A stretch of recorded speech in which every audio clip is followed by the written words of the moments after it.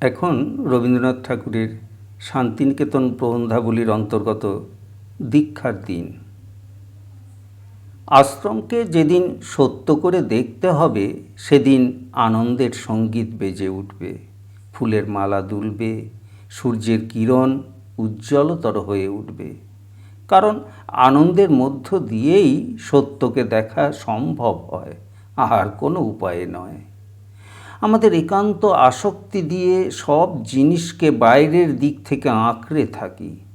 সেই জন্যই সেই আসক্তি থেকে ছাড়িয়ে ভিতরকার আনন্দরূপকে দেখবার এক এক দিন আসে।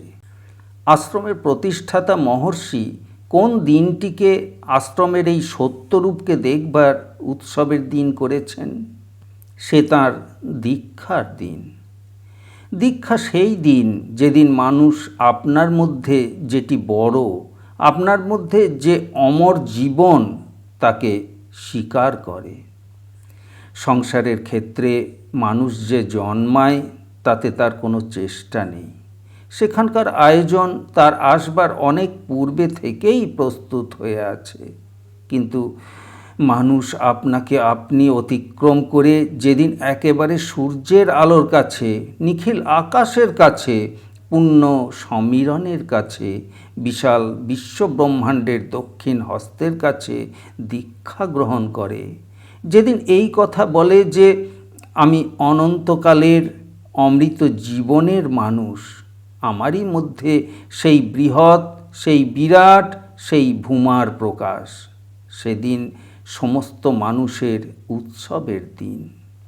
সেই রকম একটি দীক্ষার দিন যেদিন মহর্ষি বিশ্বের মধ্যে অনন্তকে প্রণাম করেছেন, যেদিন আপনার মধ্যে অমৃত জীবনকে অনুভব করে তাকে অর্ঘ্যরূপে তাঁর কাছে নিবেদন করে দিয়েছেন, সেই দিনটি যে বাস্তবিকই উৎসবের দিন, এই কথা অনুভব করে তিনি তাকে আমাদের জন্যে দান করে গিয়েছেন।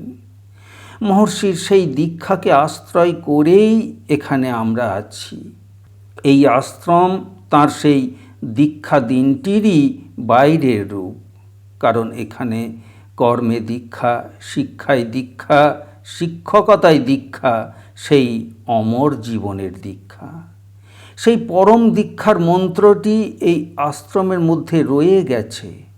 প্রতিদিন সে কথা যদি ভুলে গিয়ে থাকি, অন্তত আজ উৎসবের আনন্দালোকে আশ্রমের সেই অমৃত রূপকে সুস্পষ্ট উপলব্ধি করবার জন্য প্রস্তুত হও। আজ উদ্বোধিত হও, সত্যকে দেখো। আজ বাতাসের মধ্যে সেই দীক্ষার মন্ত্র শ্রবণ করো। ঈশাবাস্যমিদং সর্বং যৎকিঞ্চ জগত্তাং জগৎ তেন তক্তেন ভুঞ্জিথা মা গৃধা কস্য সিদ্ধানাম। যে পরম ইচ্ছায় সমস্ত জগৎ বিধৃত ও চালিত, যে পরম ইচ্ছায় সূর্য, চন্দ্র, তারা নিয়মিত এবং আকাশের অনন্ত আরতি দ্বীপের কোনো দিন নির্বাণ নেই, সেই পরম ইচ্ছার দ্বারা সমস্ত বিশ্ব ব্রহ্মাণ্ড যে আচ্ছন্ন তা উপলব্ধি করো। সব স্পন্দিত তাঁর ইচ্ছার কম্পনে, তাঁর আনন্দের বিদ্যুতে। সেই আনন্দকে দেখো। তিনি ত্যাগ করছেন, তাই ভোগ করছি। তিনি ত্যাগ করছেন, তাই জীবনের উৎস 10 দিকে প্রবাহিত হচ্ছে। আনন্দের নদী শাখায় প্রশাখায় বয়ে যাচ্ছে। ঘরে ঘরে স্বামী স্ত্রীর পবিত্র প্রীতিতে, পিতামাতার গভীর স্নেহে মাধুর্য ধারার অবসান নেই। অজস্র ধারায় সেই জীবন, সেই আনন্দ, সেই প্রেম প্রবাহিত। ভোগ করো, আনন্দে ভোগ করো। আকাশের নীলিমায়, কাননের শ্যামলিমায়, জ্ঞানে প্রেমে আনন্দে ভোগ করো, পরিপূর্ণরূপে ভোগ করো। মা গৃধা, মনের ভিতরে কোনো কলুষ, কোনো লোভ না আসুক। পাপের লোভের সকল বন্ধন মুক্ত হোক, এই তাঁর মন্ত্র। এই মন্ত্র আশ্রমকে সৃষ্টি করেছে। এই মন্ত্র এই আশ্রমকে রক্ষা করেছে। এই আশ্রমের আকাশে পূর্ণ সমীরণে, নির্মল আলোকে উদার প্রান্তরে। এই আমাদের সম্মিলিত জীবনের মধ্যে এই মন্ত্রকে দেখবার, শ্রবণ করবার, গ্রহণ করবার জন্য অদ্য এই উৎসব। চিত্ত জাগ্রত হোক, আশ্রম দেবতা প্রত্যক্ষ হন, তিনি তার মন্দিরের দ্বার উদ্ঘাটন করুন। এই ফুলের মতো সুকুমার তরুণ জীবনগুলির উপর তাঁর স্নেহাশীর্বাদ পড়ুক। বিকশিত হোক এরা পুণ্যে, প্রেমে, পবিত্রতায়।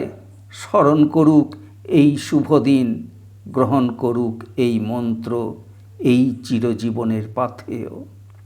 এদের সম্মুখে সমস্ত জীবনের পথ রয়েছে। অমৃত আশীর্বাদ এরা গ্রহণ করে যাত্রা করুক। চিরজীবনের দীক্ষাকে লাভ করে এরা অগ্রসর হয়ে যাক। পথের সমস্ত বাধা, বিপত্তি, সংকটকে অতিক্রম করে যাবার জন্যে এই দীক্ষার মন্ত্র তাদের সহায় হোক। উদ্বোধিত হও, জীবনকে উদ্বোধিত করো। প্রাতঃকাল 7ই পৌষ 1321।